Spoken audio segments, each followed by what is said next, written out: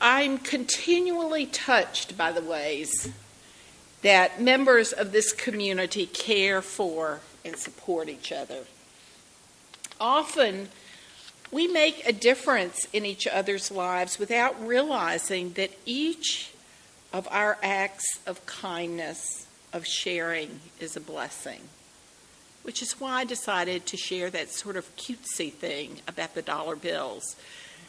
Because most of our lives, we just don't keep it in our minds that every word that comes out of our mouths, everything that we do, can either help build up a better world or hurt those around us.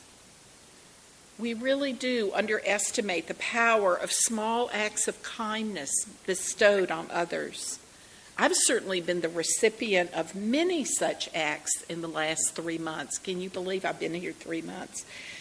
And as we have explored how to relate to each other in these 3 months, our recent service topics have been focused to help us reflect on ways that we receive from and give back to the world.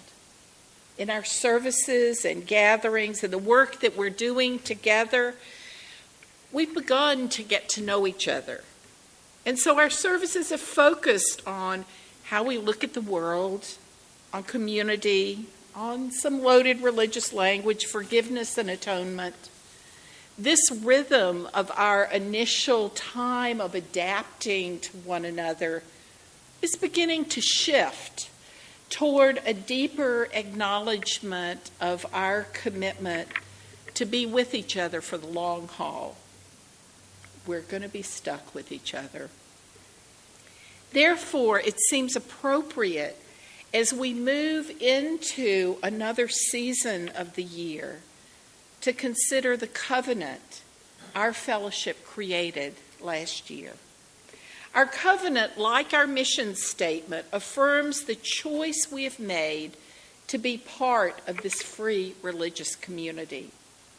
In a men's lecture, the Reverend Alice Blair Wesley said, "Free churches are made up of people who have covenanted to walk together, live together, or meet often in patterned ways, in the spirit of mutual love." People have covenanted to do this over a great stretch of time.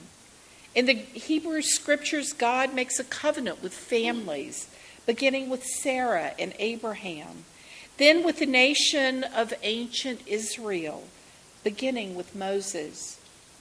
This organizational pattern is the one element of our ancestors' doctrine we liberals have most consistently kept in our liberal free churches. Historically, we forget, and then we remember again that no free church organization can work very well if it is not consciously, explicitly grounded in the spirit of love. So each Sunday, when we speak our affirmation, we remind ourselves of the spirit of love that we bring to and receive from this community, and of our heritage as a covenantal faith. Also, we understand that we are often imperfect in our expression of care for one another, but trust that each week we can begin again in love. One of the things that I find personally so endearing about this community is how this group of individuals with widely different ways to approach the world and engage with each other continues to have respect for and commitment to one another, creating space where each of us can grow and change and be part of this community. It is good work that honors the essence of our free faith. Claiming to be in relational covenant affirms that we are a democratic community that seeks to honor the needs of each member. Claiming our covenantal relationship honors the foundation of our faith. As the Reverend Grace Simmons reminds us, Unitarian Universalism is a covenantal religion. That means we are gathered by deep promises about being in relationship while we walk our religious journeys. In fact, our legal organizing documents state early on that the congregations of the Unitarian Universalist Association covenant to affirm and promote 7 principles. We often talk about the principles, but we tend to skip over the part about being in covenant. So now that you're alerted to the term, just what does it mean to be a covenantal religion? Well, one aspect of our covenantal faith means that we choose to step away from some of our need for individual rights as we acknowledge the need to care for each other in our community. At times, we need to choose to think about the welfare of others before we focus on our particular need to express what we think or to get what we want. We choose boundaries and rules for ourselves that we know, while not legally binding, hold us accountable. Yet our covenant is emotionally, spiritually, and ethically binding. And we also take our covenant seriously as a guide and support for those times when we need to call upon one another to account for words and actions that are hurtful or unhelpful. We have chosen this community, and with that choice comes the responsibility to nurture the health and welfare of each person. We do that knowing that each of us must find our voice to speak the truth in love, to express our needs, to acknowledge when we're hurt, to assume positive intent, to let go of old disagreements, and to commit ourselves to the often challenging work of building community.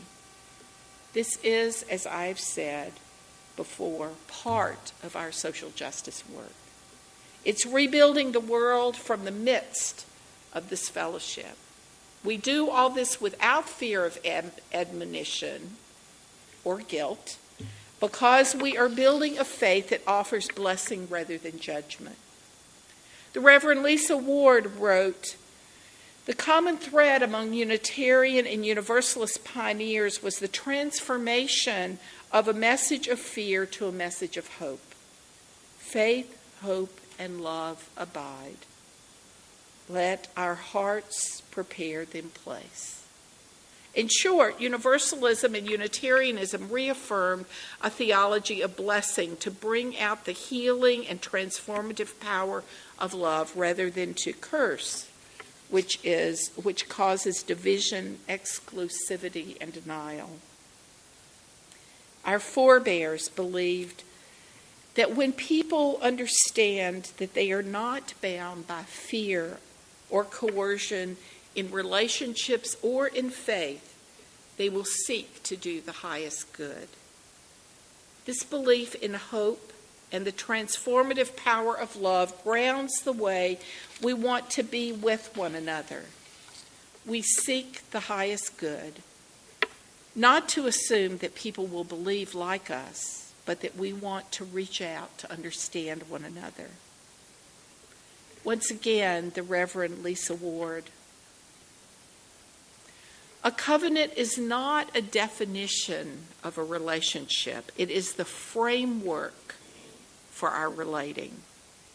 A covenant leaves room for chance. It claims, I will abide with you in this common endeavor and be present the best as I can in our becoming. This calls for a level of trust, courage, and sacrifice that needs to be nurtured, renewed, and affirmed on a regular basis. Abiding in covenant is an art form, a mutual creation. It must be given and received, offered, noticed, and responded to. It is a leap of faith into the unknown, welcoming what may become of the encounter. It means moving beyond securing our own space into securing space enough for others. It means entering the relationship with an understanding of a mutual capacity to learn and to teach. It means an openness to do what we do not know, to practice listening and teaching, to allow for awkward, even contentious moments of exploration and experimentation.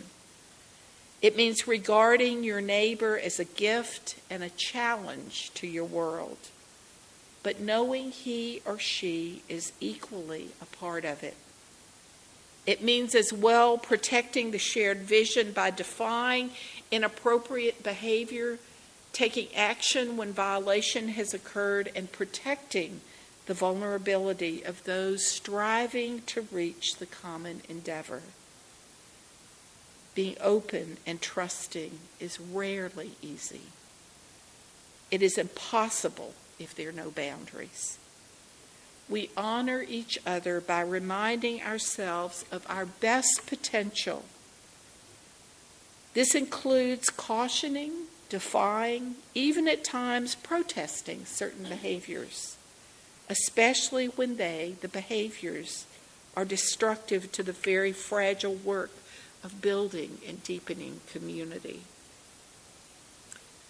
So we choose to be together because we know that in this tumultuous, glorious, tragic, and amazing world of ours, we need a place to share the breadth and depth of our lives. And so we covenant together, understanding that, as Gil Rendell wrote, our behavioral covenants exist in the domain of obedience to the unenforceable. We choose to covenant together. We choose to covenant together in these ways because it is the right thing to do, even though they are unenforceable. The covenant we share articulates the promises we make to each other, phrased in the language of our hope and aspiration. Our covenant is shaped by our respect for one another and for the fellowship we create together. And so I invite us now to share the covenant created by this community, which guides our words and actions.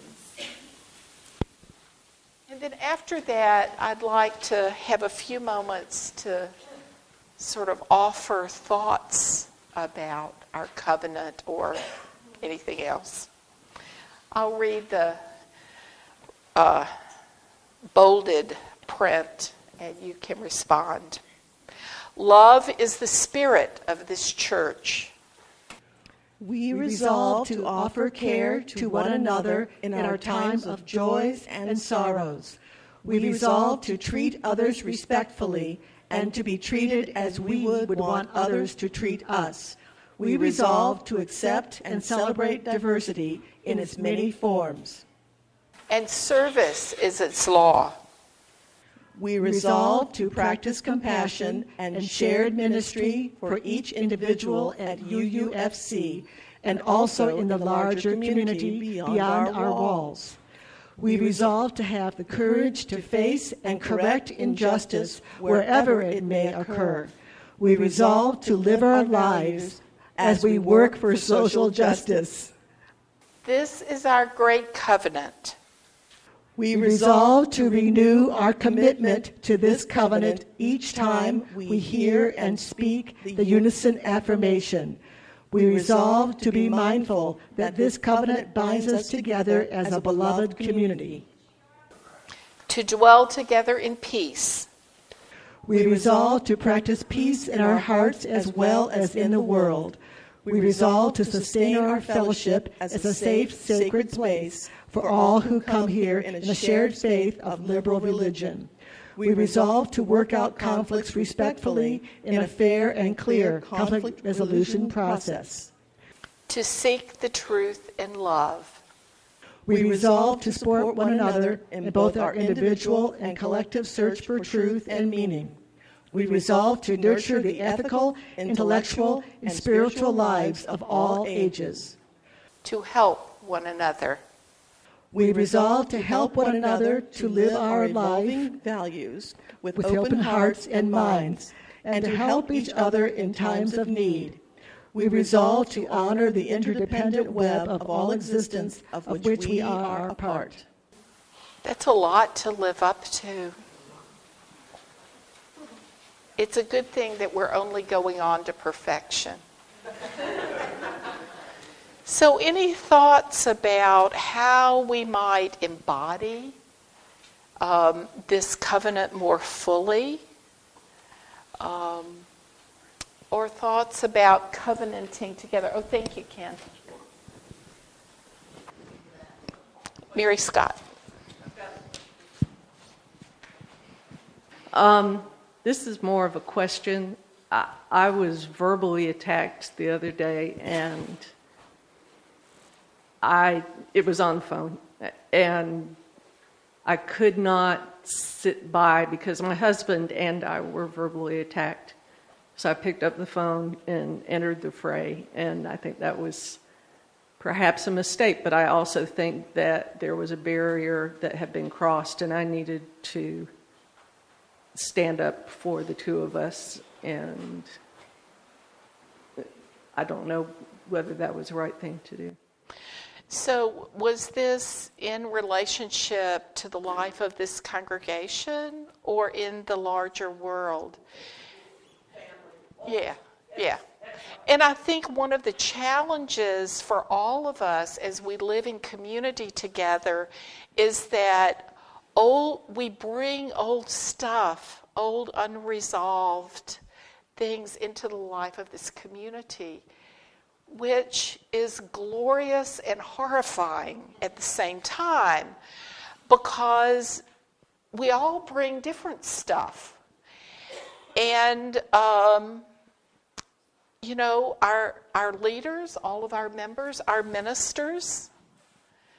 And so what's so important about community, particularly as we commit to engage in community, is that we give each other a break and we choose to speak up for ourselves at times, and we choose to back off because, this is, I think I mentioned before, one of my favorite phrases is, this is the workshop of our highest endeavor, because, none of us are bodhisattvas here. But to be able to have a space where we're given permission to deal appropriately and reach out to one another, and also to ask for help. I think sometimes, I can't speak to your family situation, but sometimes even in this community, it's important to say, I need to step back from this, and I need someone from the outside to be a mediator, or to help me look at the situation, or both parties to look at the situation from the other person's perspective. And the family issues are always the most fun. I think one of the challenges that we have as a community is that what you were talking about, the balancing between individual rights, individual needs, and the community needs, and how to recognize that when it comes into conflict and how to deal with it. Because I think that is sometimes hard, because I think a lot of people who are attracted to UU are very individualistic. And yet we want to form a community together. And I think balancing those things is very challenging. Absolutely. And I think we're learning more about how to do that. I think that's been much more on the agenda of many UU congregations in the last, I would say, 10 to 15 years, as we sort of grow out of that my way is the only way. But we also see that in the society at large, which is why I feel like the work that we're doing here together has ripple effects. You know, not last week, I wasn't here, but the week before we talked about civility, and I think it's that individualism and community seen in the larger society, and how to walk that line of honoring the individual while still saying the health of the community has to take precedence is a thing that we're experimenting with, and we're going to do it great sometimes and say, oh, we need to learn from this because we didn't do it very well this time. But the important thing is to not say, okay, I didn't get my way, I'm going to take my marbles and go home, because then we can't learn and grow together. Beth. Well, I was thinking about the fact that this is one subsystem in our culture to be in here, but then each of us takes that subsystem home, and that's our family. And then that pushed me into thinking about parenting, and you mentioned, the covenant that is unenforceable. But as a parent, you have to enforce it. You have to, as a parent, you don't get to say, here's your lead of rope, go hang yourself. You have to step in at some point and say, all right, in this community of our family, this is how we behave appropriately. And here are the boundaries, because Exactly. that's what covenants are about, is Right. what boundaries do you take from here, covenant, and then what boundaries do you set as appropriate and loving for your family? Yeah, it's, darn, if we just had one answer and didn't have to work at it, it would be much easier. Andy and Sherry, and then we could talk more at social time. Well, as you might have thought, I am so glad that I apologized to you before the service, because this really hit home, and it just goes to show that things that you may say and not realize that they're not taken the way you meant them to be. And frankly, I was with Terry and kidding her about certain things, and to me... Okay, my car, which is affectionately known as the shack, because it's so messy, yeah. And I think it's my fault. It's all my fault, but mostly because I feel so comfortable with you that I felt I could just, be my sarcastic self. And I made some comment about her GPS and thought it was funny, but it wasn't. And I thought about it for the next few days, and I apologized to Terry this morning. And you weren't just, oh, it was nothing. You told me how it made you feel. And I'm glad you were honest with me. Well, and the reality is, sorry, y'all didn't hire a perfect minister. But hopefully I'll be up front when my halo slips a little bit. One of the things that I've gained from being a part of this community, and especially from my She Sings group, which is my littler ecosystem within this larger one, is that with the covenant backing me up, I feel like this is a safe place to screw up. We have a saying in our singing group, strong and wrong. If you're going to make a mistake, make it so we all can hear it, so we can turn around and go, hey, you might want to rethink that. And I feel like the whole idea of being able to dwell together in peace, to support each other in our spiritual path, to do all these things, this is a safe place. These were the boundaries within this. Someone may get mad at me. I may screw up. I may insult somebody accidentally or even on purpose. And this is still a place where I can come and they'll go, you kind of screwed up there and I'm mad at you, but I don't hate you and I'm not going to kick your dog.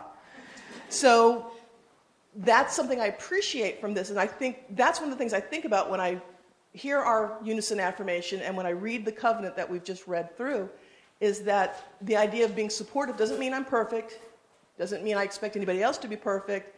In fact, if I'm going to learn anything, I'm going to make mistakes, and other people are going to make mistakes, and the whole value in making mistakes is, why bother if you're not going to learn anything from them?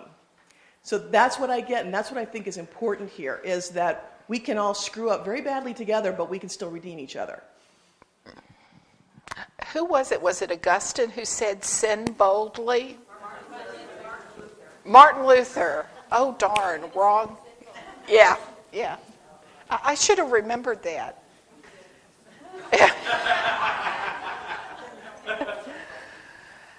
So together we build a community where we can find hope and possibility together. And it is my hope that in the midst of this working, flowing, evolving community, that we find a basis for peace and hope and love in our lives. And so I invite She Sings to come forward and offer our benediction, which is also our postlude. Thank you.